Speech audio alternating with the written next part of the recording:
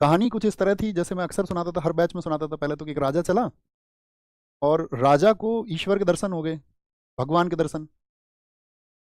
मतलब जो आस्था रखते हैं उनके लिए तो सबसे बड़ी चीज वही है ना। जो आस्था नहीं रखते हैं उनकी बात अलग है। और इससे तुम्हें कोई फर्क नहीं होना चाहिए। बिल्कुल वैसा ही चुनाव है जैसे कोई किसी राजनीतिक पार्टी का समर्थन करता हो और दूसरा व्यक्ति किसी और राजनीतिक पार्टी का। वो उसकी अपनी समझ है, उसमें तुम उसके विरोधी मत हो जाना कभी।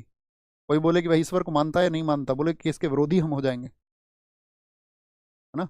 इस पर सेशन लेंगे किसी दिन, बात करेंगे।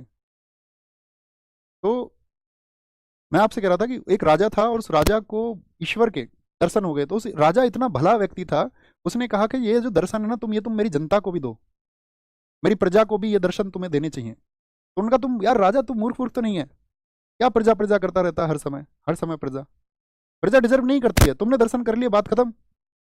मैं तुमको प्राप्त हो गया, बात खत्म। राजा ने कहा नहीं, मैं तुमसे प्रार्थना करता हूँ, मेरी प्रजा। कहा ठीक है, सुबह लेके आना प्रजा को। और प्रजा आई।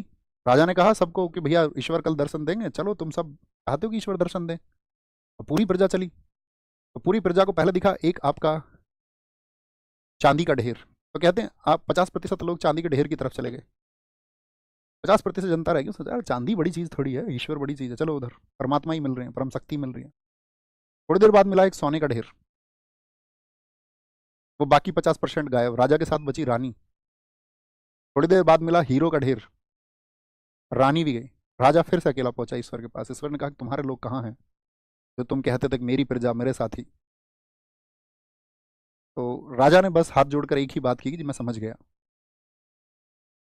मैं सब कुछ समझ गया, तुम जो समझाना चाहते हो वो मैं समझ गया।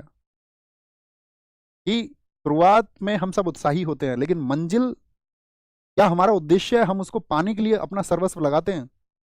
क्या आप अपने सिलेक्शन होने के लिए, अध्ययन को करने के लिए अपनी बाकी उन गैर जरूरी चीजों को छोड़ सकते हैं? आप अपने भविष्य निर्माण के लिए क्या उन गैर जरूरी चीजों को छोड़ सकते हैं जो आपकी योजना में आड़ा आती हो या आपका समय जो खराब करती हो? एक विद्यार्थी को कहते हैं अपने समय का पाबंद होना चाहिए, क्योंकि जिनके बारे में तुम सोच रहे हो ना, वो इधर उधर कहीं ना कहीं हो जाएंगे।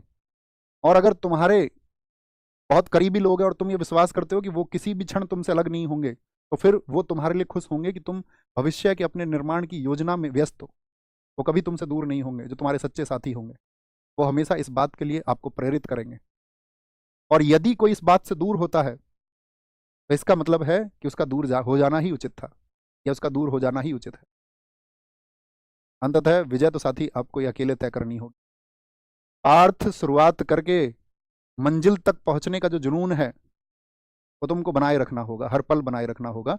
उस सोने के ढेर, उस चांदी के ढेर, उस हीरे के ढेर, यानी कि वो बाधाएं हैं। और वो किसी भी रूप में हो सकते हैं, चाहे सोशल मीडिया के रूप में, चाहे अनावश्यक घंटों को खर्च करने, चाहे बेवजह की बातें को समय खर्च करने, वो कुछ भी हो सकता है। वही रूप है, ये सिर्फ एक उदाहरण मात्र है, ये सिर्फ संकेत मात्र है। और आप मंजिल तक पहुंचोगे या नहीं, वह भी संकेत मात्र है, ईश्वर के रूप में है वह मंजिल। आपका उद्देश्य क्या है, आपका ऑब्जेक्टिव क्या है जिंदगी में? आपके लिए सबसे बड़ी चीज वो होनी चाहिए कि अंततः आप क्या चाहते हो, और वो तुम्हें हासिल करने के लिए संघर्ष करना चाहिए। अंततः मैं भी कुछ चाहता हूँ, अंततः आपको भी कुछ चाहना चाहिए। मैं जो चाहता हूँ दोस्त, मैं उसे प्राप्त करके रहूंगा। और आप जो चाहते हो, मैं उम्मीद आपसे भी करूंगा, आप उसे प्राप्त करेंगे। यही जीवन है। और सांसारिक जीवन तो बिल्कुल यही है। ख्याल रखिए, नमस्ते। जो मैंने सोचा है इस विचार करना, इस पर 2 शब्द लिखना अपने, आप क्या समझते हैं, होमवर्क लिखना। और अभी तक जो हमने मिडेवल हिस्ट्री को पढ़ा, उसके